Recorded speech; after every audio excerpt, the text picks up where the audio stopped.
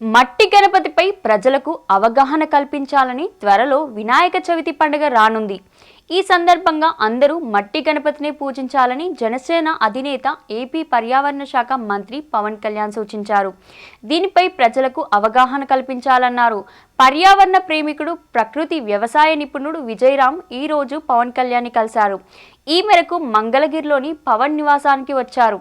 ఈ సందర్భంగా మంత్రితో కూర్చొని పలు అంశాలపై చర్చించారు. ముఖ్యంగా పర్యావరణం, ప్రకృతి గురించి మాట్లాడారు. అనంతరం మంత్రి పవన్ కళ్యాణ్ మాట్లాడుతూ, త్వరలోని వినాయక చవితి పండుగ రాబోతుంది కావున అందరూ మట్టి గణపతి పెట్టి ఆరాధించాలని సూచించారు. భక్తితో పాటు పర్యావరణానికి కూడా ఎంతో ప్రయోజనం చేకూరుతుందని అన్నారు. దీని ద్వారా జల, వాయు కాలుష్యాలను అరికట్టవచ్చన్నారు. దీనిపై ప్రజలకు అవగాహన కల్పించాలన్నారు.